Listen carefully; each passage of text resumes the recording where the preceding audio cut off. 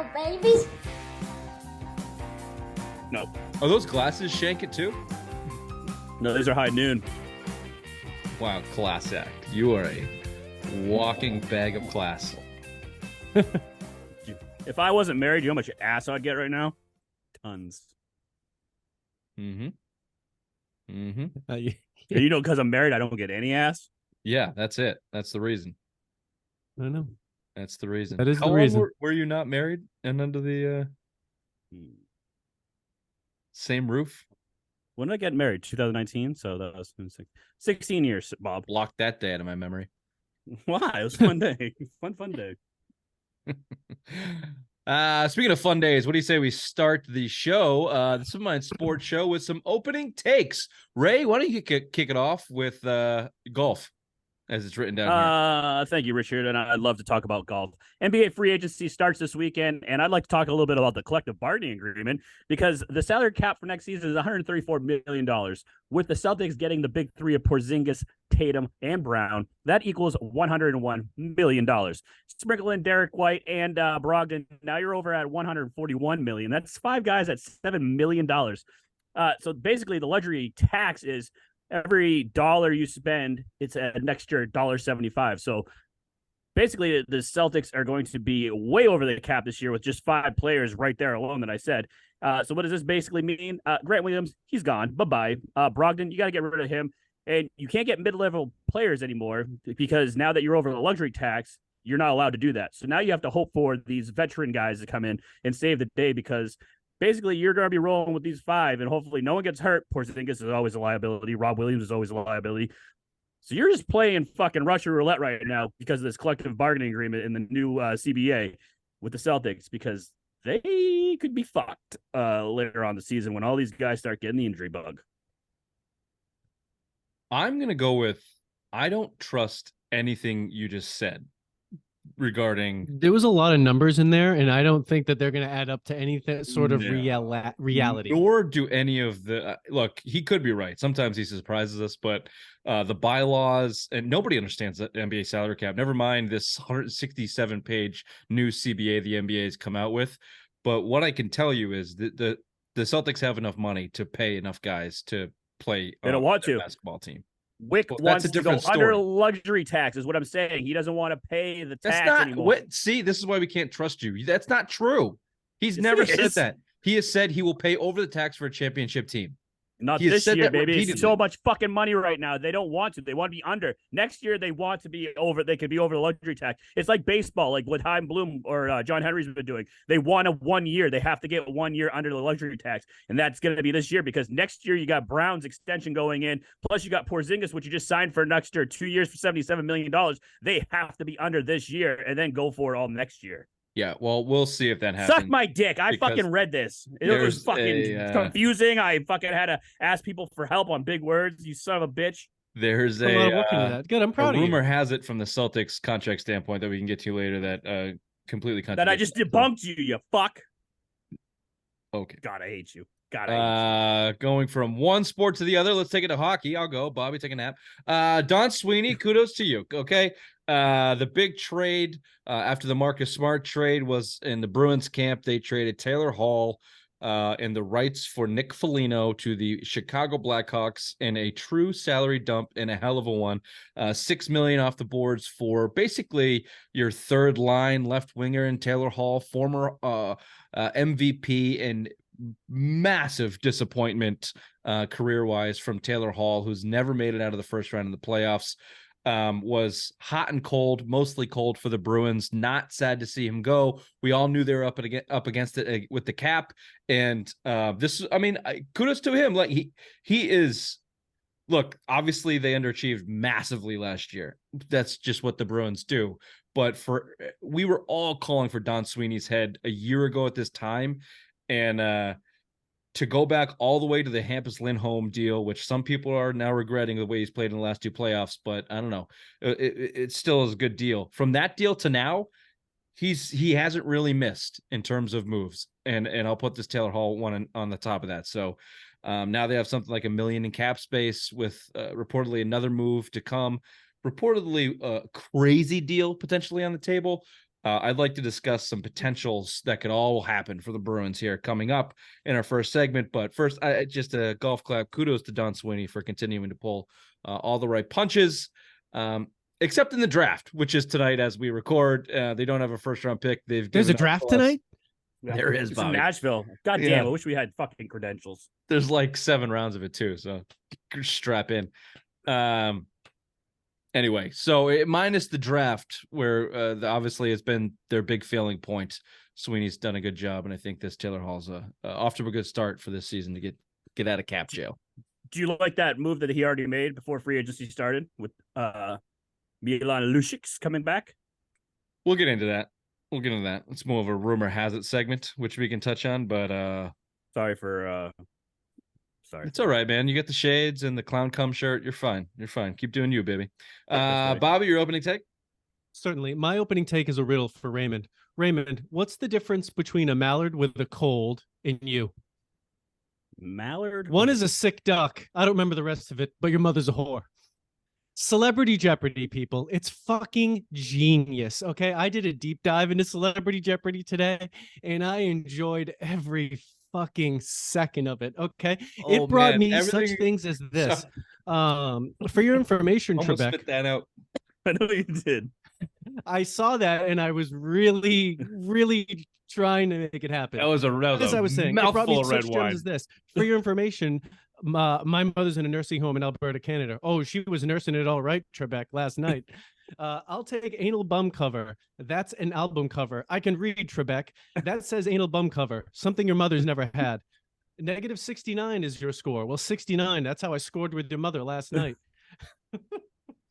It's a fantastic thing, and I think on a show like this, which takes as many shots as mothers as we do, we should show it some appreciation. So thank you, Celebrity Jeopardy. Thank you.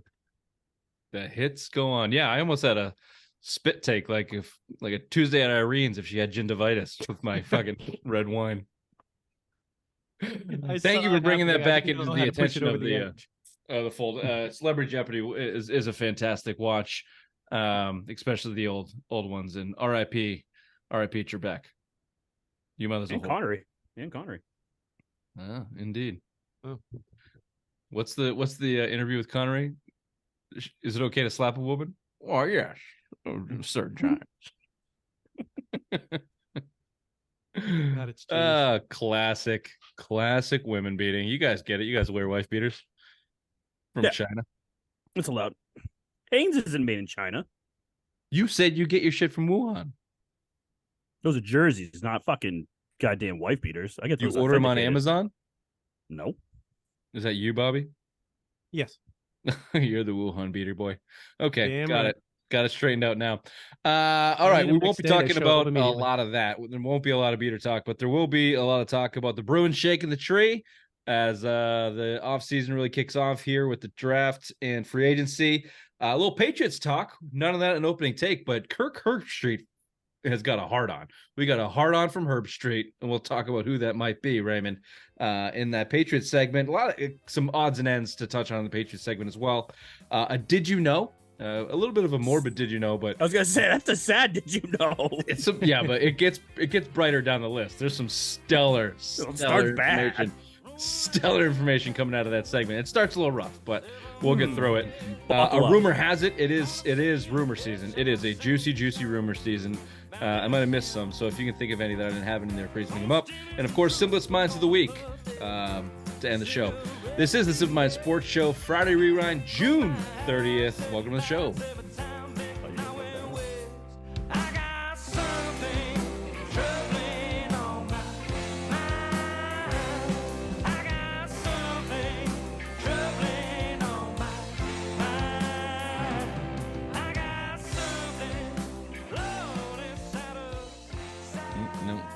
Not 2 weeks in a row. If you're watching on YouTube, we'd like to thank all the clowns out there for all the happiness and joy they bring the kids and their apparel, apparently from Shankit Golf. And that's where you want to go for 15% off your next order on golf apparel. Shankitgolf.com. You can see our male model of the day, Raymond Langevin, sporting 2 articles from Shankit. His Clown Cum shirt, which is fantastic, looks comfy, soft, and his Titties hat. Black with white font, the Titleist font, except it says titty, and it has that real nice classy rope. Yep. A little rope band across there. So yeah, everyone's looking good. You're welcome, YouTube.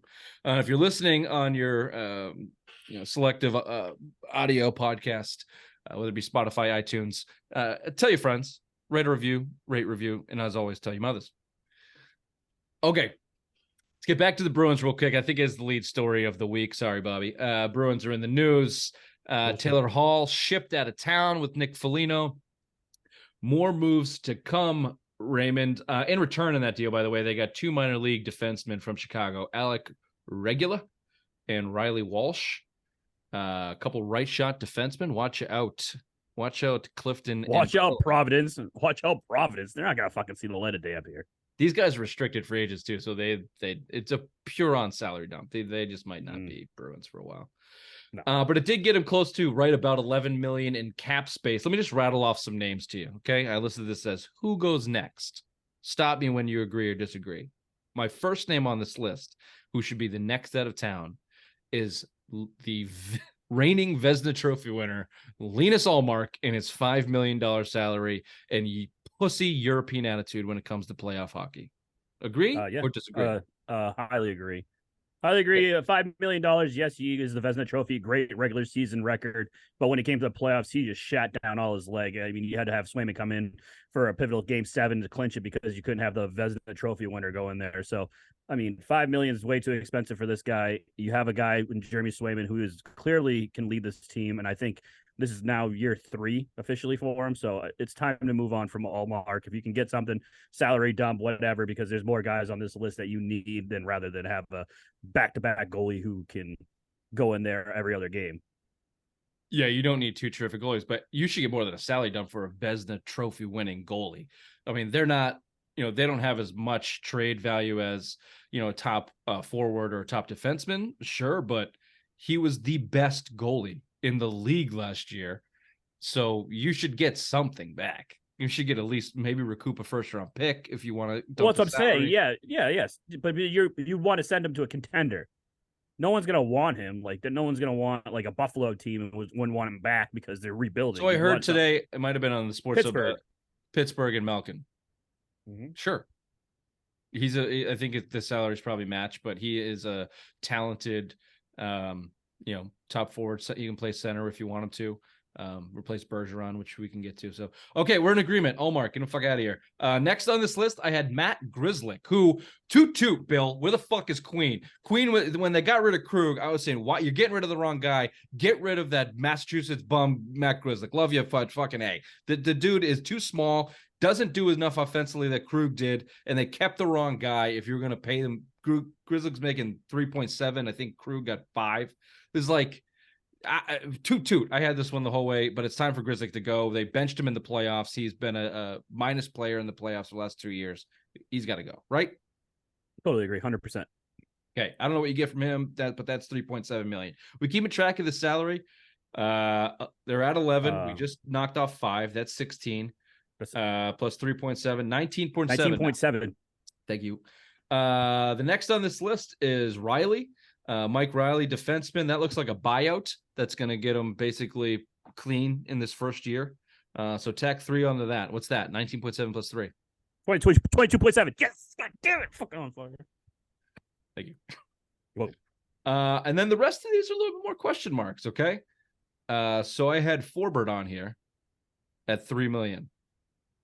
He was a beast in the playoffs. I think you could put him down in the bottom pairing of your defenseman. So if I give you Forbert, Carlo, and Lindholm, Carlo is at 4.1 million. Lindholm is at 8 million. Are you trading one of those guys, 2 of those guys, or none of those guys? One of those guys. Who would you rather? Lindholm. Who would you like to see? Lindholm. Really? 0 points in his career for playoffs when he's been in Boston after that trade. He hasn't had a point since he's been on this team in the playoffs. What do you want? You want a defenseman who can score, correct? So get this fucking guy and his $8 million back to Anaheim. Send him back over there, fucking the West Coast. Get him out of here. I don't want him anymore.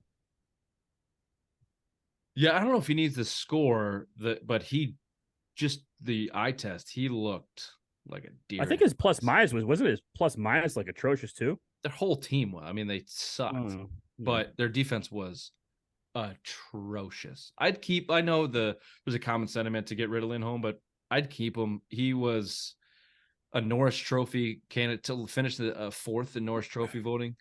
I know it was a regular season. We got a lot of regular season heroes on this team, but you need a top guy like that. You need a stay-home defenseman like that with McAvoy. We'll get to another possible candidate in that, but I'd give him more shot. I dumped the $3 million, and then I make it. Now you're at 25-ish million in cap space, and you got room, baby. You got room to go. Here's your free agents that you want to sign in-house. You got Bertuzzi. The reports out of Boston is they are hot to re-sign Bertuzzi. Bertuzzi liked his time here. That's a top six forward for you. Takes over Taylor Hall's spot. Fits the game a little bit more. He played well with Pastrnak. Played well with DeBrusk. Played well with Zacha. Bertuzzi's got to come back, right? You're looking at probably $5 million, $6 million for that guy. Yep. Okay, what are we down to now? 25 minus 6. 19. Good job. Thank you. Very good. After that, maybe possibly a Lindholm replacement or someone over. If you get rid of one of those other guys, now he's left Shotman. But Dmitry Orlov coming in from that Washington trade with the Caps where they gave up a first-round pick. They generally don't like to let these guys walk after giving up a first-round pick. They generally try to re-sign him, and Sweeney's got a pretty good history of doing that. Orlov has not said that he wants to stay, so that might be tough. But you give him 5. Can we go to $5 million on Orlov? I think you're gonna have to overpay if he doesn't want to be here. So yeah, you'd have to give him $5-6 million. Okay, now what are we at? 13. Okay. They said they want to sign Hathaway as a fourth line guy. I'm into that. That's $1 million. I enjoyed him. I enjoyed him in that little playoff run. He was that little spark. Sometimes I know they got the first round exit, but he was just that little spark. You'd be the guy that'd go out there and get that big hit, get the crowd going, get this team rallying around him, kind of thing. So yeah, I'd like them to get Hathaway back. $1 million. I mean, come on. Okay, what are we at? 15? No, we were at 12. 13. Now 12. Okay, Connor Clifton, bye-bye. Then you come to the question, are Bergeron, Krejci coming back? Don Sweeney said they don't expect them back. They would welcome them if they were interested in coming back. I'm good to clean slate. Let's leave them on the side for now. We're at 12 million in space. Mm-hmm. Swayman, if you keep Swayman, it's going to cost you about 4 to 5 mil. What are you down to now? Well, 7. Could 7 million get you a top 6 centerman? You want 10 million, but do you want $10 million invested into your goalies? No, we've already Olmark's gone. That's how we got the cap space. Oh yeah, okay. He's gone. Olmark's gone. Swayman's your guy. So, so now you've cleared up $6 to $7 million in cap space to go replace your top line center, which should be enough. You need a little bit more. Maybe you really want to swing for the fences. You need another 3. You got a $3 million. You got a $3 million salary you can dump. You can dump Carlo. You can dump Forbert. You can go find another $3 million to dump to replace Bergeron on that top line or top 2 lines. Agreed. Boom. I just solved the fucking Bruins problem. And that team, that's a good playoff team right there. You sure? Sure about that? Yeah. Let's real quick. Let's end this. What their lines might be. Okay. On their top line, you go Marchand, your new centerman, whoever that might be. They're talking about another Lindholm kid at a Calgary, I think. Or is it I thought it was Edmonton. No, it wasn't Edmonton. I think it was Calgary. It was definitely Calgary. Look it up. So whoever you want to put there. Marchand, your top center, DeBrusk. Then you got Bertuzzi, Zacha, Pastrnak. And then your third line is centered by Coyle. You can put whoever you want around that. The Lauco kid, the AJ Greer kid, McLaughlin kid. And then your fourth line, start bringing up some kids. You gotta get some kids going. The John Beecher kid was down in Providence last year. They got a couple of centermen. Oh, they're saying about that kid Beecher coming up, but you're right. It's Elias Lindholm. Thank you. He was drafted in 2013 by Carolina, first round, fifth overall pick. So that top six is not bad, Raymond. It's not bad at all. And if you want to get serious and talk about pushing Marchand out the door for some chips, I'll talk. Nope. I don't want to talk about that. I don't want to talk about that. Okay, we'll save that for another day till it happens. It's not going to happen. He's fucking staying. Ruined for life. This is how they've treated that fucking team, which is why we'll end the segment on a little bit of a rumor has it preview. I don't know who reported it, but the framing on it was Lucic all but done deal to come back to Boston. It was James Stewart. Was it? I don't know. Your thoughts on that? Past his prime. He's not the big bad guy that you had back when that Stanley Cup run. He is old. He's slow. He's got cement in his toes. He is not the guy you want here. Yeah, if you sign Garrett Hathaway, I don't need Milan Lucic. Nope. Give that job to a young kid. Bring some young kids up and see what they can do. It's a different game. He's old. What are you going to do? Fight every other night? Yeah, I don't think he can do that anymore. He's a journeyman now. He's been all around the fucking league. Yeah, his skill set is diminished and he's old. Mm-hmm. So, yeah, love you. 2011, always going to be in your hearts. But let's move on. Bergeron's gone. Krejci's gone. Chara's gone. Poopy Time to see what these kids got. Like you said, what do you got down in Providence? Start bringing these kids up. I mean, see what you got. Yeah, you took your swing. You got the fucking best NHL regular season last year, and you shit the bed in the first round. Can we turn the page? Can we turn the fucking page? I just did it for you financially. And that's a playoff team with the lineup we just put out there.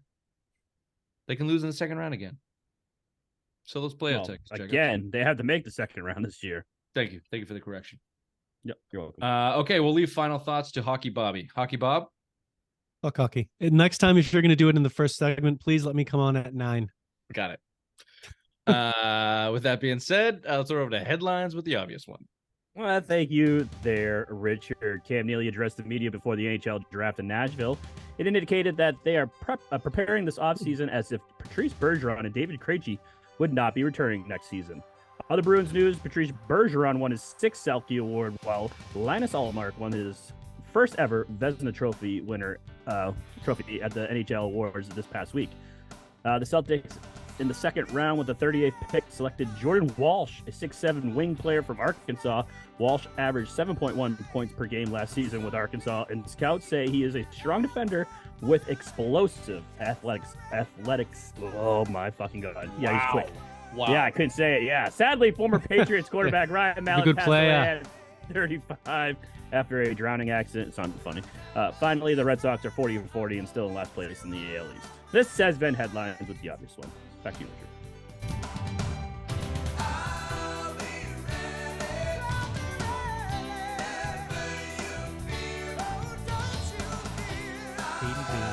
Athleticism. Boom. I'm sorry, I cannot give you a passing grade for that. Athleticism. I didn't even listen to half of what you're saying because I was reading a text from a mutual friend that gave you a classic bait and switch. Did you get that update? Do you get to respond or react live on the air? Well, I already knew this. Yeah, I told G Baby's wife that I wasn't going, and she was very disappointed. You both bait and switched them? Yeah. Yeah. Yeah. We don't have to name names here, but there was a plan in place to bring very young children to a once famous park called Canopy Lake, and Raymond was roped in to bring his family along with them, and I was just watching this unfold over a text chain, and I responded with something of the like of, "You guys are fucking idiots. Oh, I would never ever go to a Canopy Lake Park with young children to save my life." And then lo and behold, one of these bastards bait and switched him and backed out. Welch. Backed out in the last minute. Oh, that'd be man. one Mike Welch. Yeah. He said, what did he say? An illness? I'd murder him. I would. How dare you? Nice job, Welch. Yeah, that was a classic. Welched on it. Lingering illness that are quote unquote still potentially contagious. Yeah. So he's making it seem like he's looking out for you. Right. Yeah. No. Classic move. Classic move. Classic fucking asshole move. Let's see the doctor's note. Let's see the doctor's note. You cuck. Bait and switching cuck. Speaking of cucks, let's talk about Kirk Herbstreit, shall we? This dude's got a hard on. I don't know if you heard this or read this, but he went on the airwaves and gave a segment for Mac Jones lovers and the Mac Jones fan club that's going to live in the ages for a long time. I won't read this whole thing. Let's just go paragraph by paragraph. I was going to just take the best stuff and put it in here, but it's all real good. So let's just start. So did you take a 45-minute shit and jerk off reading this, or did you? I didn't even have to. I everything? didn't even have to touch it. It was just yeah, like a clown splattering come all over my shirt. Yeah, it's what I imagined happened with that clown when they saw how sweet that shirt was. Here's Herbstreit on Mac Jones. Quote, I'm not going to say they're going to be the most improved offense, and he'll be the most improved quarterback, Herbstreit told hosts of the McAfee and AJ Hawk.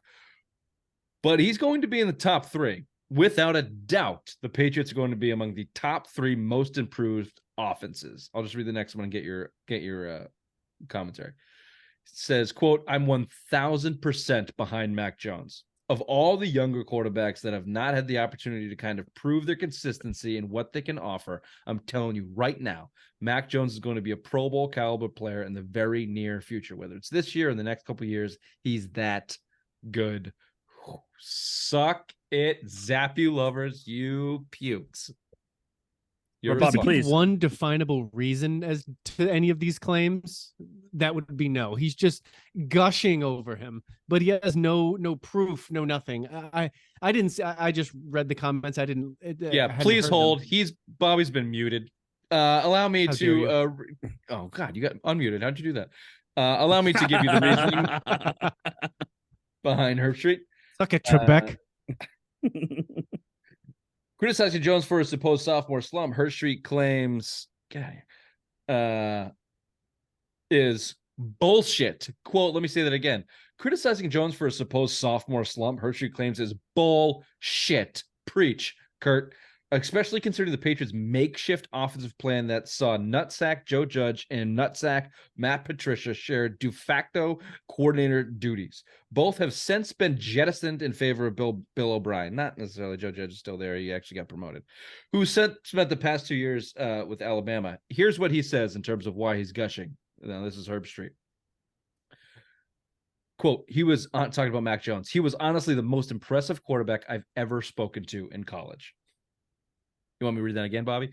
He was the most impressive quarterback I've ever spoken to in college about what he sees and how his brain processes and how it fires. Herbstreit declares, I've me a break. What does it say? Notice how he doesn't describe anything about his physical traits there, just about how he thinks. Give me a break on what they were doing on offense last year. He had no chance. Not only did he not have weapons around him, but what they were doing schematically, he had no chance. I'll just read it one more time. He was honestly the most impressive quarterback I've ever spoken to in college. So he spoke to him. Cool. Trust me, I hope he's right, but he's not describing his physical tools, something that'll translate. He's describing what he saw in college, not about what he's seen since he'd been in the NFL. And Kirk Herbstreit doesn't know shit about pro football. He knows about college football. So I don't trust Kirk Herbstreit's analysis of what Mac Jones is going to be. Trust me, I hope he's right, but I don't put a lot of stock into it. Especially, we're not even in training camp. He hasn't seen any tape. You know, obviously, it's all hearsay of what Bill O'Brien's doing down there. Yeah, anything's going to look better than last year. Obviously, last year was a disaster. No one was happy. That offense looked like shit. Put us to sleep halfway through the game sometimes. We were all taking naps because it was so boring. Obviously, Bill O'Brien knows how to run an offense. This is going to be a very electrifying kind of offense now. Everyone's going to be all in shock after the first game when Mac Jones throws for over 300 yards because that's something that they didn't do last year because it was a run-dominant game. So now if Kirk Herbstreit was over and seeing the shit and saying, oh, wow, yeah, this looks totally different. This is what's going on. Max, look at his footwork. Look at how he's always addressing the line. He's doing this, that, and the other thing. yeah, I could give him total credit for this, but he's just saying hearsay shit where he doesn't even know what's going on. He hasn't been in that training camp. He hasn't talked to anyone down there. So he's just pulling this out of his ass. Yeah, it's going to be different because those two nutsacks aren't there anymore. So yeah, it's going to look a lot different. It's going to be a lot better. I just completely disagree with all of this. And the short-sightedness and the lack, and I've had this conversation, I've said this for a year, the undervaluing how bad their offense was due to the single fact that Matt Patricia was in charge of it cannot be overstated. Can't be. It can't be overstated. And I say that because we saw Mac Jones as a rookie. We saw what he was. He was a good quarterback as a rookie. His arrow was pointing up. Everybody going into the second year went, wow, I can't wait to see what Mac Jones can do. Bill Belichick came on and said, this kid has been working his ass off. We're really excited about what he's going to do. And then, boom, stop, complete stop, period. You put Matt Patricia in there, and the entire offense basically fucking quit on him in mini camp. You can't judge last year. You just have to wipe it off. So all you can look at is his rookie season, and yes, what he did in college, like every other quarterback coming out from that is year 2 to year 3, you look at and judge on. Yeah, I agree that you can't judge off like last year it's a reason for there are reasons as to why I did poorly, but when you look at his first year and what he is in college, I don't see the projection for him getting astronomically better based off of literally just his physical traits. And he just seems like a quarterback where everything has to go right for things to go well. Whereas if he just looks like if he just goes back and looks like he did his rookie year, the Patriots will be a better team. But he has to take a step and make different throws and process things differently in order for them to do that. And until we see it, I can't just project that he'll be better because he doesn't have the athleticism to just all of a sudden make different plays. Yeah, I just put more onus on a quarterback throwing the ball. I just think that he's going to be a good quarterback. If you put around a good team, they're going to have success. I think that's what you've seen. I think any judgment based off last year, I think, is just not credible. There's nothing. Yeah, I know what you mean by that. I agree. And I think if Bill O'Brien's there and it looks like McDaniels did, then yeah, they could easily win 11 games. But I still think that they'll have that ceiling. There'll be like a glass ceiling that they can't go above. Yeah, don't get me wrong. He has something to prove. He has to prove that he's a winner. He has to prove that he can come in and forth that he hasn't given enough examples of a fourth quarter comeback, statement type throw, statement type games. He's also had not a lot of opportunities to do that. You got to think back to his rookie year. The first half of that rookie year, we were screaming at them to let this kid throw the ball to the end zone. They didn't let him throw the ball in the end zone until the end of the year, middle of the season. We were fucking yelling at the TV. Also, he was getting his head fucking blown in the whole first part of his rookie season. We didn't think he was going to make it. We were giving him credit for his toughness. And then he goes and cries one time on national TV. And now he's the biggest pussy in the world because he had a high ankle sprain, which he came back from 3 weeks later, by the way, which normally keeps guys out 6 weeks or more. We give him shit because he blew up on his Zap Daddy was right up that ass. on his offensive coordinator a couple times on national TV because he was a moron. Then he went on the press conference and didn't say a goddamn thing the whole season. He had 2 instances on TV where he blew up. And like now he's a pussy. Now he doesn't have the head for it. All of last season's overblown. You can't take anything from it. Bobby, you're right. He's got a ceiling to prove that he can go above. And what you're talking about there is a Super Bowl quarterback, right? I think you could confidently say you could project him if he's 11-win, 12-win quarterback on a good team. That's a playoff team. He has to prove that he's a Super Bowl quarterback. Fine, totally fair. Still is only his 3rd year, 2nd if you don't count last year's debacle. So is Kirk Herbstreit like ridiculous for this hard on and going out? Yeah, sure, but it's a hot take on a sports show. That's his job to do. And yeah, he probably doesn't know dick about NFL football because he's been bukkake his way through college for the last 2 decades or whatever it's been. But isn't he doing like Amazon now? Isn't he doing NFL? He did the prime Thursday nights. Yeah. Yeah, Al Michaels was drunk or trying to kill himself the whole time. Yeah, understandable. All time he was with him last year. Understandable. Those were bad broadcast. Michaels was Those are not himself. terrible. It was awful. He's I mean, old. it's like you could tell Herbstreit didn't even want to be doing it because you could, like, if you watch college football games, he was like his level engagement in years prior was significantly different. And yes, Al Michaels literally sounded like he needed to call the suicide hotline during the broadcast. Yeah. Real quick here, last couple minutes of this segment, I just wanted to touch on probably the biggest question mark. It's more than a question mark. It could be a fatal flaw. Would be the fatal flaw that you would put on the list right now is the Patriots tackle situation sucks. Just as a reminder, in the draft, they passed on Broderick Jones in the first round to fuck over the Jets by giving him to the Steelers. They passed on DeJuan Jones in the second round. DeJuan Jones. How do you pronounce that? DeJuan. We're on it. In the second round, then every single tackle from there, they drafted a center and 2 guards and 2 kickers, no tackles. Trent Brown is being cunty and fat and doesn't want to play. Riley Reif is cash, never was that great. They guaranteed him $4 million, could make up to $10 million. Calvin Anderson, career backup, not the guy. Your best tackle in camp right now was Connor McDermott, who we were calling for his head last year at right tackle, never mind left. There's an Andrew Stuber, a 7th round pick from a year or 2 ago, and the Sidney Sow, which all I can think of is a cow when you say Sidney Sow. Not great. Nothing in the trade market. They're very thin in tackle across the league. 30 seconds or less, your thought on the tackle situation. Pray for Mac Jones. It's a weakness that hopefully that they can scheme around. I think that's clearly what they're going to try and do is scheme around it. They're going to try and be tough up the middle. They put a lot of guard and center. And I think they're going to try and scheme around the tackles. I think that's all they can do because they can't even chip it with tight ends because they don't have tight ends that block. Good call. Yeah. We're about to find out how good Adrian Clem is for all the talk about Pretty much coming into town. Okay. And then lastly, on DeAndre Hopkins, we got some more teams in the mix. The Panthers and the Browns are in. Titans are out. Patriots have made an offer. Still up in the air. You signed. And what's his name? Got a $33 million contract extension, open up some cap. Devontae Parker. They love this guy for no real apparent reason, but they continue to back him, give him a new contract when they didn't need to. If it's saving them money and they're going to use it, if that's really the case, then sure, whatever, I'm for it. But I don't understand their love for him. So the deal is 3 years, $33 million contract, and 14 guaranteed. The 14 is tied into roster game day bonuses. We know Parker's got a major injury history. He hasn't played a full season. It's like maybe once in his career. I know, Ray, you want to tie this to the Hopkins and opening up cap space, and we'll get into some other rumors here in a second. But I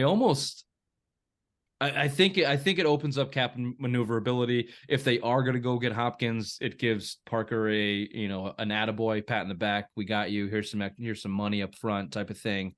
But it might just give him maneuverability on the cash standpoint with the thought that he's probably not going to play 16, 17 games. And if he does, we should be in good shape because we do like him as a player. And maybe that's a fault that they like him so much. But if he doesn't, then we save that cash, and the Crafts like cash. So I don't know what the problem is. I got to go look up what his contract was before. And what are the dummy years? It was like 5 flat, 6 flat, something like that. It was just it was the last year of his deal. So it's just one very straightforward, like $6 million. Yeah. Was that backloaded when they signed him? Did they owe him $6 million in cash this year? Now maybe they're thinking they'll give him 3, generally the Patriots don't make a deal that doesn't benefit them in some way and screw over the player a little bit.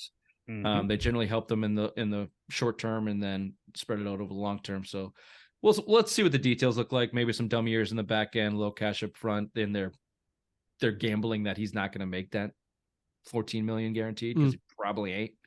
He probably make that. No. Yep. So there's your thoughts on that. Before we get into some more Patriots to come, but in our rumor has it segment. But before we do that, I wanted to do another Patriots segment, which is going to end up being an in memoriam. But it's also a part of it.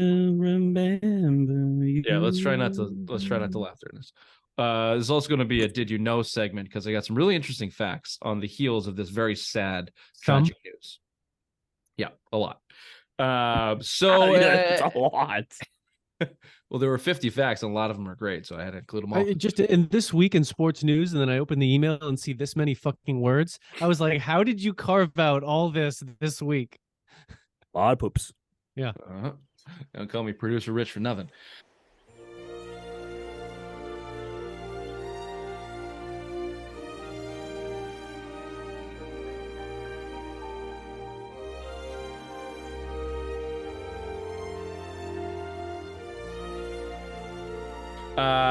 That being said, moment aside, Ryan Mallett died this past week, drowned off the Gulf Coast of Florida.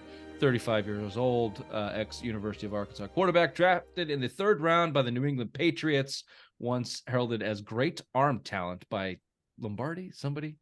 Was a Patriot, a Texan, played for the Ravens and the TSL Generals. Little did you know fact right there. Also a did you know fact, he was head coach of the Whitehall High School Football Club, which now has an opening. So in Arkansas. Obviously really, really sad news. The news coming out, the news that followed up on it came from, I don't know if you guys read that article, and very angry sheriff down there that was warning people about the riptides. I guess there's been 11 deaths or something this summer already from the riptide down there. And the locals were bitching at lifeguards and bitching at the officials telling them not to go in the water. And Ryan Mallett and, unfortunately his friends went out there and he didn't come back. Some of his crew did. I didn't read if he was the only one that perished. That's the only one I'm hearing about. Yeah. Obviously his name's going to pop up about the rest. Yeah. So sad news. I don't think there was a ton of Ryan Mallett fans in New England, but drowning. Apparently there is. All you see on Facebook is it's like, come on, man. I was surprised by the amount of things we're paying homage to Mallett. The news stories about they're quoting Belichick, quoting Brady, like, all right. It's sad, but it's like, did you guys even know what the fucking guy was doing? He's a 35-year-old kid, 35-year-old guy. I don't know if he had kids or not. I don't think he did. Probably would have been mentioned, but and he drowns. Yeah, it's super tragic. It's super depressing. But like at the retroactive fandom of, oh man, what a great Patriot. It's like, you people fucking hated that guy. You hated him. It's like, yep. And you hated him when he was drafted because it was a threat to Brady. And somehow it was like, they hated that guy. We hated that guy. No, remember Ryan Mallett trying to throw a screen pass? Yeah, didn't he throw it at the ground or like behind the guy? All 6-7 feet of him drove that thing into the ground. Like it was like a Bledsoe screen pass. Just never a chance. No touch passes. But obviously sad news. Rest in peace, Ryan Mallett, and thoughts and prayers. Peace. Yes. Fuck. Did my microphone go out? No, you're good. No. Now this is why it's a did you know segment. Here comes the did you knows, and it gets less and less sad as we go. This is still a sad one, but Ryan Mallett was not the only Patriot to have drowned, and this is fairly recent, but this has a happy ending kind of. Marquise Hill in 2007. I don't know if you remember the name, but you might remember the number 91 was worn on the jerseys of that almost perfect 2007 season because Marquise Hill drowned in an accident. I'll read you the story here. On the evening of May 27th, 2007, Hill and his friend Ashley Blasio fell off a jet ski in Lake Pontchartrain. God, a lot of bad. Pontchartrain. Yep.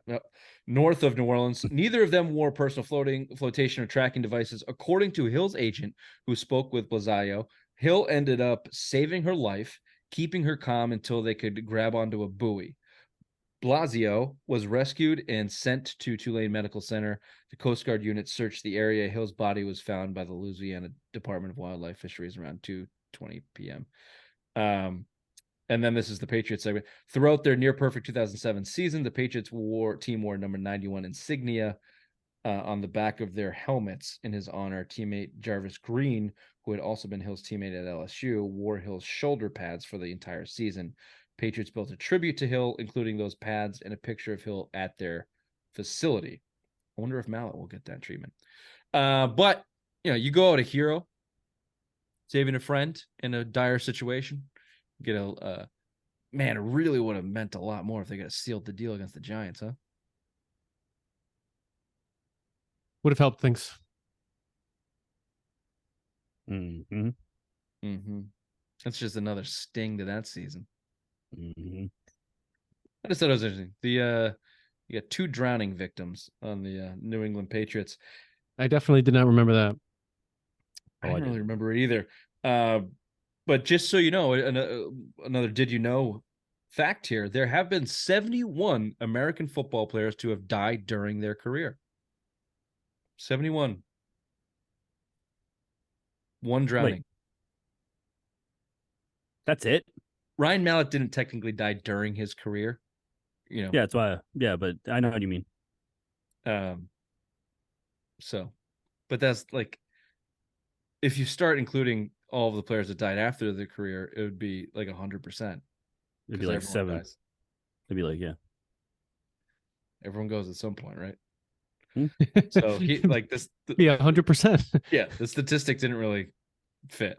So, but during their playing career, 71 American football players have died. Okay, you guys want to get into some really interesting death facts?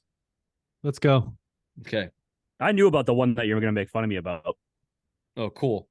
So other than comments like that, please stop me to comment on anything as we go here.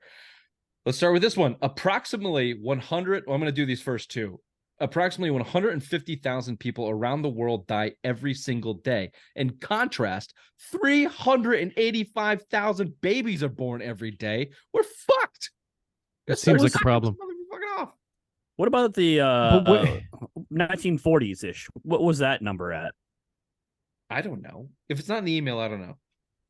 I'm just saying, World War II, Jews dying, burning stuff. That's what Here's the thing. It's like where those babies are being born is the thing. Because I don't think they're all being born in America. They're being born in other places. This is China. They're all Chinese and Indian babies. Yeah, China's trying to catch back up. You guys know the China problem with their population because of their one China rule or 2 China rule, decades prior. 1 China 2, China 3, China 4. Yeah. now they're the population of elderly is like double or triple their working force, and their economy is about to crash in the next decade because they don't have enough people. There's a lot of countries with demographic problems. It's interesting. I read about that stuff sometimes. Yeah, I mean, India's got 1 billion fucking people. They're all fucked. But we're all gonna be fucked. We're over double. We're not making up for the deaths and the babies here. We're over double. 150,000 people dying seems a little light. Seems really low. I double checked that though. Have you? I mean, there's got to be something we could do here. Have you ever heard the conspiracy? That's why they created COVID. Yeah, that's true. We'll get to those. numbers. Sorry, were we going to say something? Cool. No, just conspiracy theory thing. Yeah, don't worry about it. Go ahead. Okay, maybe it'll pop back up. Here we go with this. In 2007, a woman died after consuming over 1.5 gallons of water in 3 hours. She did so in order to win a Wii in a radio contest. I remember hearing about this. Doesn't even sound like a lot of water. I think she was in Cincinnati. Doesn't Brady say like 3 gallons? He drinks 3 gallons of water a day or something? It's not 3. It wasn't 3 hours. It was less than 3 hours. Did she just like drown? Like that, though. Yeah, you drown yourself. Yeah, like your lungs fill up with water because they got nowhere else to go.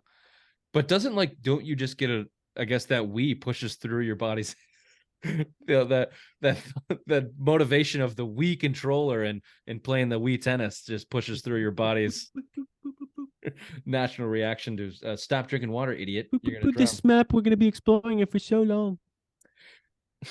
Yeah, you are a fucking nerd, Ray. That Grand Theft Auto bullshit. How dare you put our text chain? Just do your own little stupid nerd text with Bill. I don't want to hear about your stupid fucking video game jerk off sessions.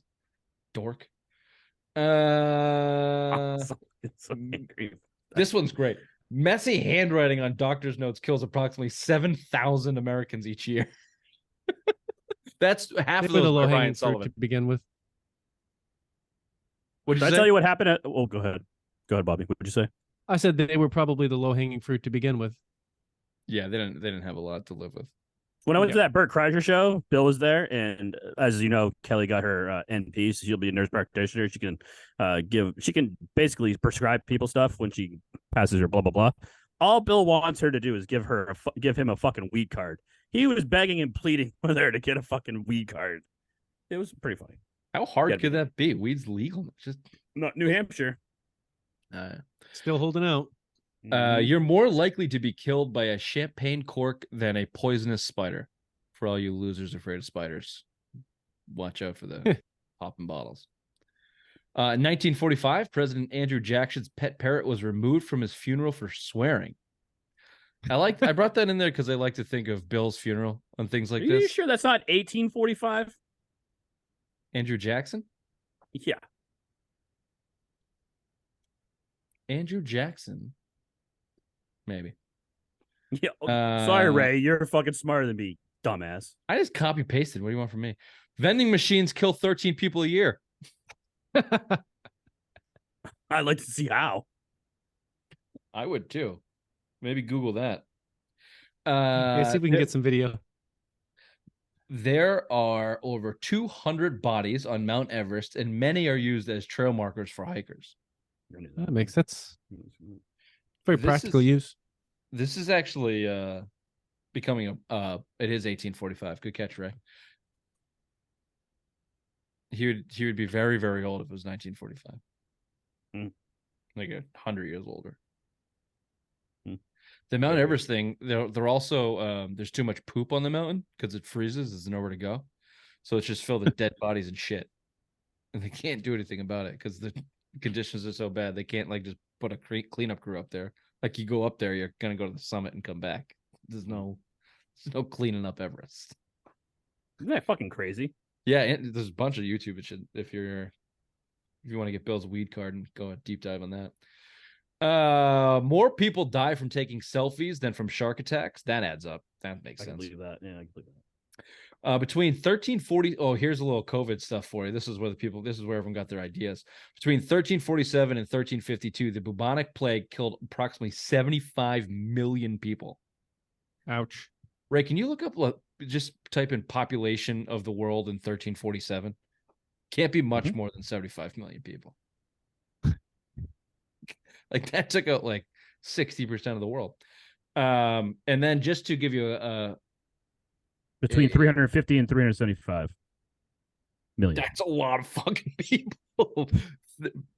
What were those mouth breathers doing back then? I mean, literally those mongrels just walking around in their own feces. Unbelievable. I'm sorry. It went from 475 million people to between 350 and 375. So it killed off 100 million. It killed off 100 million people. Killed off a fifth of the world's population. Yeah, killed off the fifth. This is 1918 flu pandemic killed between 50 million and 100 million, which is certainly a lot. But that was 1918, where there had been, I don't know, close to 1 billion people at that point. So the numbers are not as drastic. And then what did COVID get? Like, what are we creeping up to? 10? I think 11 now. Is it? So didn't work. Didn't work, guys. Gonna have to come up with a better strategy to knock us off. This is an interesting one. Seattle is on track to open up the world's first human composting facility in 2021. Interesting. Is Gator going to be the first one to go over there and shit? Maybe. To avoid being buried alive in the 1800s, many coffins included bells, flags, and air tubes. You guys ever been to New Orleans? Raymond, Yeah. all of the graveyards down there have big sticks and bells coming out of them. Like a lot of all of the graves, because it was very common, because they would all get so fucking drunk down in New Orleans and people would be falling off buildings and legend shit. They would just throw them in the holes and put some dirt over them, and they'd be ringing bells that night constantly, pulling people out of the dirt. Oh, here's a good one. Cotards. Easy, right? Excuse me? Oh, excuse me. Cotard syndrome is a rare mental disorder that makes people believe they're dead. I want to see someone like that. What do they do? Just fucking all day? I don't know.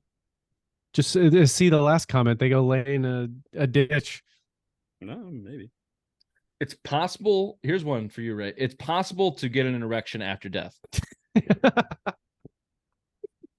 Maybe. So Ray, maybe. Hold out hope.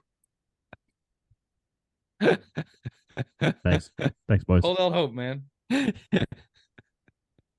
Also, you continue to poop for days after you're dead. I knew that Gotta too. clean it out. I'll just put a live broadcast on you after we kill you and just watch you shit and get a hard on for a couple days. Just be drinking around me, please. These are things he Lawn didn't do chairs. much in life, but he's succeeding at in death. Yeah. The brain can produce thoughts 15 to 20 seconds after the head has been decapitated. That's good to know. Ow, that hurt. Ancient Egyptians used to shave off their eyebrows to mourn the death of a cat. Fuck cats. That one's Yeah, for cats G are baby. stupid. Yeah. When one of those Fucking- when one of those cats goes down, we have to make him shave his eyebrows and then do the walk like an Egyptian. Grant has 2 cats that have been held hostage before. And then the last one here is for all you dumb left-handed people. Approximately Dumbass, if 25% you're left-handed left-handed. people die using products designed for right-handed Fucking people. morons. Bunch of dumb southpaws. They're walking around with dirty left hands all the time. Like, why would you make that decision? Don't even belong to be on this earth. Oh God. That's I what we're just gonna remember make making up. fun of kids in art class. They were left-handed. Just they'd pick up their hand, it'd be all messy and shit from the paint. That's what we gotta start giving like that 150,000 that are dying. Give the population those left-handed population right-handed scissors. Let's just see if we can tack that number up a touch, shall we? Can do that. That would G- help. G baby's a left hand, I believe. Shave that eyebrow and kill yourself, buddy. Oh Mo. Afternoon delight right after this. Sky rockets in flight. Afternoon delight. You guys have it, I think. Afternoon delight. I don't know, Ron. That sounds kind of crazy.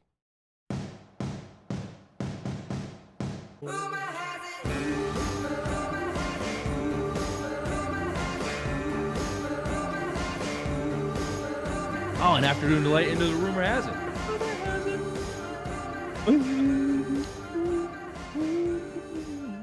All right, let's dive back into the Patriots. This is out of a Mike Lombardi mouthpiece, Bill Belichick mouthpiece segment somewhere, I forget where. Talking about Dalvin Cook being the better fit for the Patriots. Now there is scuttlebutt that it's Cook and Hopkins coming to the Pats. Your thought on Lombardi's comment there that Dalvin Cook's he's a better fit to the Patriots than Hopkins. Would you want Cook? Would it make Ramondre Stevenson kind of pissed? What do you give up? What do you pay?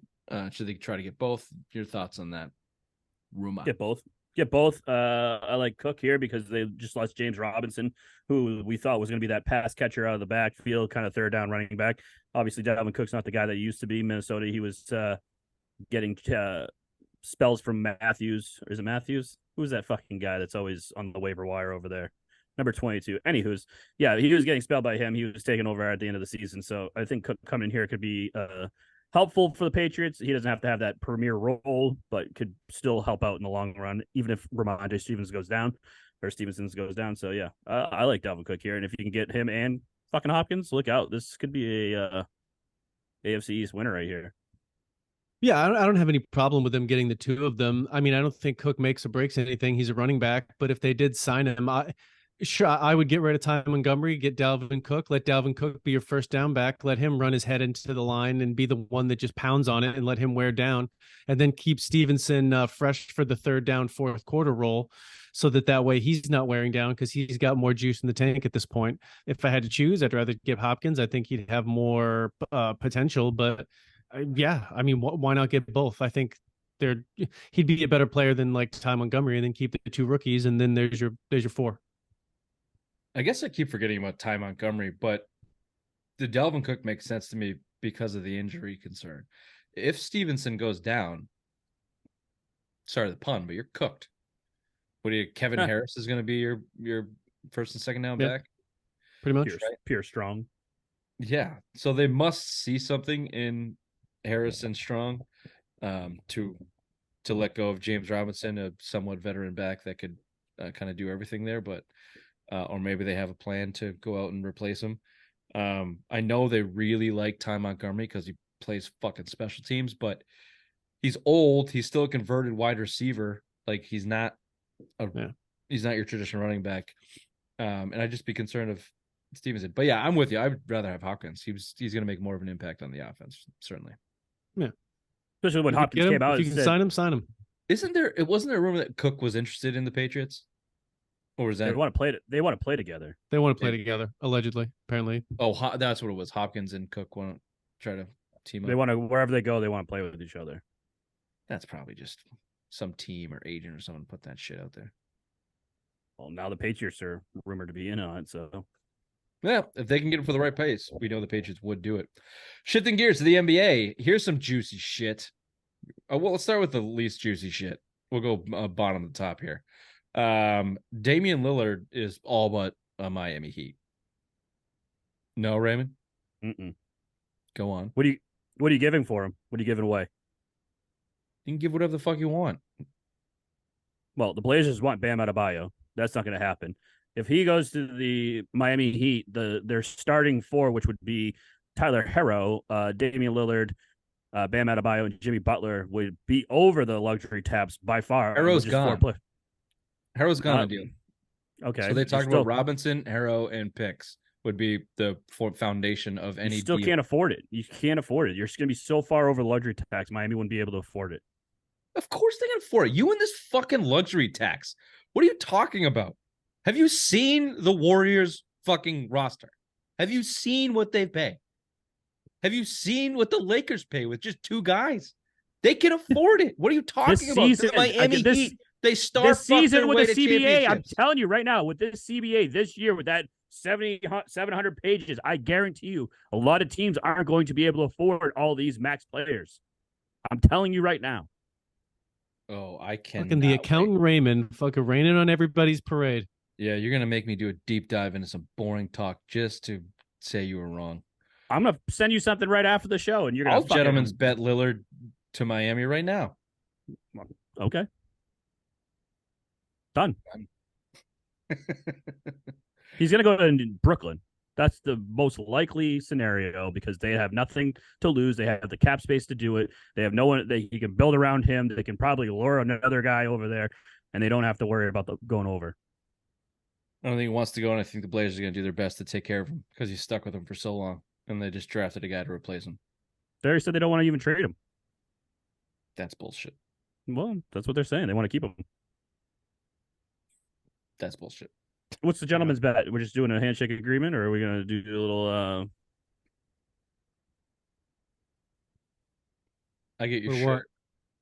Huh? I get your clown cum shirt. Okay. What do you want? Give me your fucking hat that you wear when you fucking do shows. What? That little fedora. I want your fedora. Okay, fine. I'll give you a hat. Thank you. Gentleman's bet. Done. NBA Paul George to the Knicks. Who cares? Who cares? Give a shit. Yeah, who gives a fuck? Cool. All right. Do you want to go Cleveland juicy or do you want to go Dallas juicy? Dallas juicy because this is fucking stupid. Oh, yeah. So this came out of WEI, who is a desperate, dying pig of an organization. Wiggy floated the idea that the Celtics should be in on Kyrie Irving. Kyrie Irving coming back to the Celtics, which is really has no legs. The Kyrie Irving's latest stupid thing was he is going to pursue a team that he could spend the rest of his career and blah, blah, blah, blah, blah. The Mavs look like they're going to present an offer to him. But Wiggy of WEI said the Celtics should look at bringing him back. You know my opinion on this, so. Yeah, that's insanity. No. Absolute no. insanity. Bobby, I know.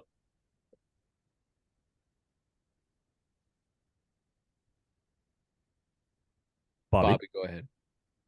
Oh, absolute insanity. Raymond, go ahead. Very good. I don't see him coming here. He was not welcomed with the whole way he exited, then came back, how he's been booed. And You don't see him coming here. No fucking way. No fucking way. Are you fucking shitting me? Kyrie fucking Irving. Kyrie spit on the fucking mascot. Call the entire city racist. Tell him coming back, not coming back. The biggest villain in Boston fucking sports history, Kyrie fucking Irving, coming back. Why? Because you think you need a point guard? Because the great Marcus Smart has left town? There's no one left to throw no-look passes to fucking nobody? Kyrie Irving? You don't see him coming back, right? Whoa! Wow! Great take. Fucking Kyrie Irving? Fuck you, Wiggy. Fuck you, Ray. No chance. Fuck out of here. Kyrie Irving, go to Europe. That's where you should spend the rest of your goddamn career, you team-killing cuck. Fuck you, Kyrie. Donovan Mitchell. Brian Windhorse on ESPN has been floating some interesting things. He's really riding high on these rumors that he's been collecting from GMs or agents, whoever. And the Cavs have been on his tongue. Blah, blah, blah. So I forget where I read this, but from a Celtics angle, this was floated. A Donovan Mitchell, Jaylen Brown swap. Tatum, yes, please, loves Donovan Mitchell. Yes, please.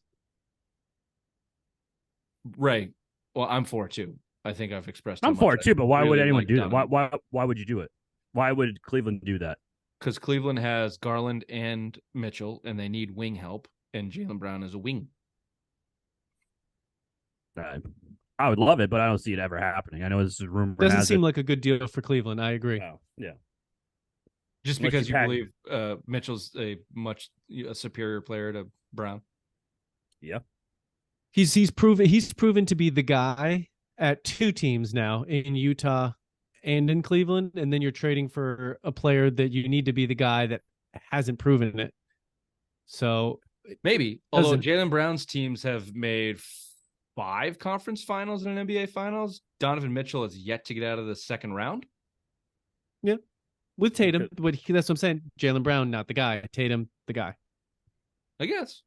And then whose team would it be when Donovan Mitchell got here? But if you're going to trade, if you're, who cares? If you're, it's Tatum's team. It's Tatum's team until he's not with all the alphas in this fucking league, it surely does care whose team it is. Not really.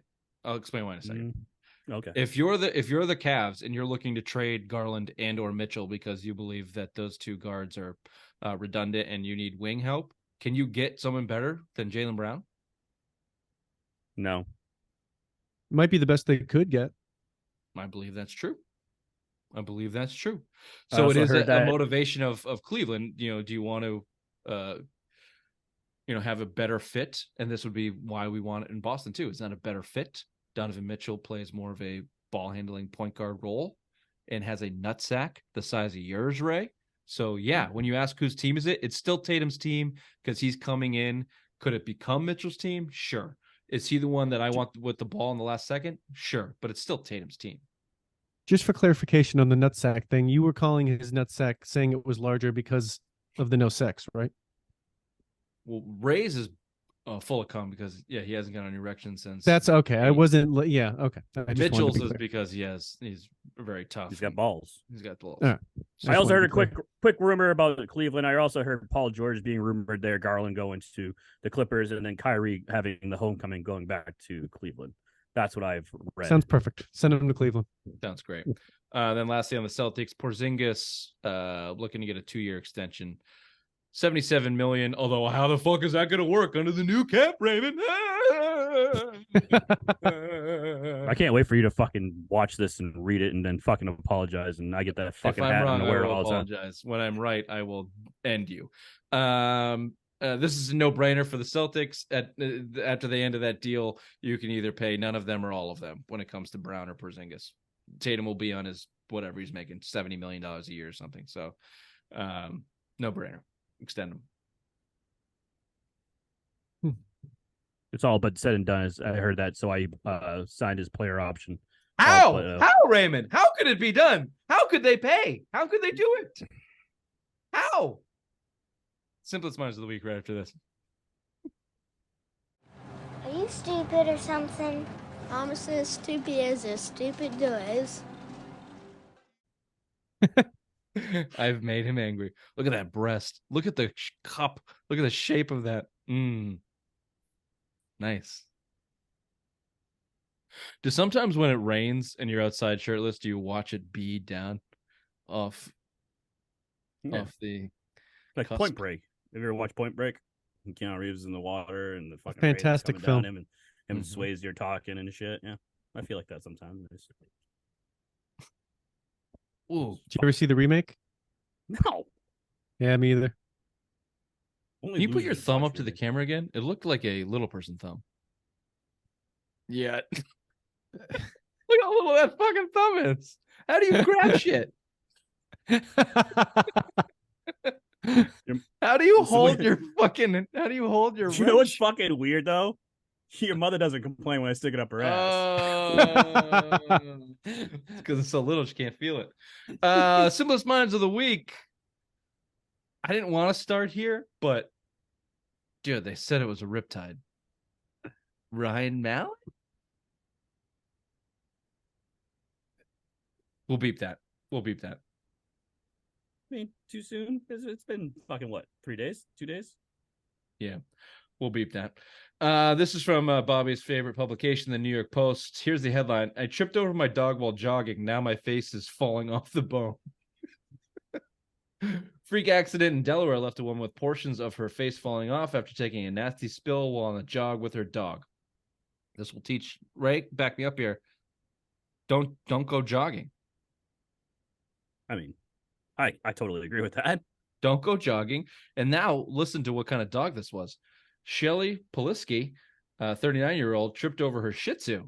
Don't get a shitty dog, and don't go jogging. Yeah, why would you go See the ride with a wound? shitty- Have you looked and seen the wound? Oh yeah, it's not great. How did She- that happen? She ain't lying. It's not. Oh my great. god. Yeah, it's pretty rough. So Her eyeball looks like that guy at the Kentucky Derby that got scooped out in that fight. Oh, Yeah, that's true. Nice memory. Yeah, she went from a like fake looking attractive person. She did kind of look fake. Anyone who buys a Shih Tzu is gonna question it. To looking like a heroin addict. Doesn't look I great. assume this guy, if you scroll down further, has left her already. You would assume so. Yeah, he looks like a douchebag. Although the next picture is them with their kids, apparently. He looks to be that's at not gonna least stop him. 30 years older. Anyway, the problem here was, I'll read you. It's not the funny part. The funny part's just the headline. I tripped over my dog while jogging. Now my face is falling off the bone. Falling off the bone is a nice addition to just falling off, you know? It's all in the details. Do you remember that master of the custodial arts that was back in middle school? We used to call her Sloth. She was married to Break with Moose. Do you remember that? That's what she kind of looks like. Yeah, I could see that. I think I could see that. I don't know if I know who you're talking about. What? I don't. You guys don't remember her? No. I didn't have Jesus. that kind of meanness in my bones at that point in my life, Ray. I'm sorry. It was developed later. Sorry. You were a different person in middle school. High school is when you really flourished into that asshole role. Yeah. Yeah. Me, In middle school, he was shorter, chubbier. 5th grade was for me. That's when it all began. Yeah, you were in cunt for a long time. I bet he told Scott Bodendorf and he crushed my goldfish and threw me across the room. Those were the days. And you haven't grown since then. I sprouted into my assholeness. You squatted into it. That's true. Very true. That's enough on the lady with the no face. This has been the Simple Minds Sports Show, Friday Rewind, June 30th. We'll see you next time. Bye-bye. I got something troubling on my mind. I got something troubling on my mind. I got something blowing inside of side. I got something on my mind.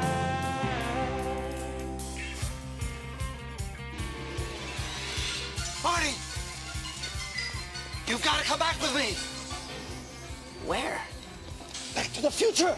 What's up, fat boy? There we are. Fucking damn it. 2 weeks in a row. You're goddamn right, baby. I thought golf was canceled. This is bullshit. Yeah, this is bullshit. Yeah, so that's why I've been drinking. So you just canceled the one physical thing you do in your life and have replaced those couple hours of walking around, striking a golf ball with just drinking outright. First and foremost, I didn't cancel it. Mother Nature canceled it because it's fucking raining. It's monsoon season apparently in New England. So I didn't Sissies cancel it. can't play in the rain. Yeah, It was thundering and classic lightning. golf pussy move. No, it's thundering and lightning. I guess that's bad juju, if you know what I mean. So, Yeah, I got you. didn't do it. And then I came home. It was peaceful. I had a delicious meal by myself because no one was home. And then I went down to the basement when they got home and started drinking. I'm not mad at you for that. Can I ask you an honest question though? 3 inches. Go ahead. Did the 3 inches of a clown's cock jizz all over your shirt? What exactly are you wearing? Oh, this is Shake It Golf. This is my paint splatter shirt. I think I fucking look good in it, actually. It does look nice. It also reminds me of clown jizz for some reason. First thing that popped in my head. Did you ever go see a What's clown the as a difference child? between clown jizz and regular jizz? Look at Well, Ray. it's got- yeah, look at. There's just little bits of it everywhere. Well, it's pink Well, and it's blue pink and and looks like blue and- confetti. Bobby doesn't understand colors. He just understands Are you bland. colorblind, Colorblind. I'm Bob? like a dog. Are you really? No. Oh, I was gonna say we have to have a month for you now.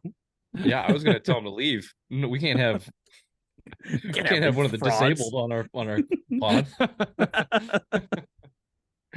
Can't have one of those percenters. God, Kidding. Are we? Great. Anything else to report? No. Are those glasses Shank It too? No, these are high noon.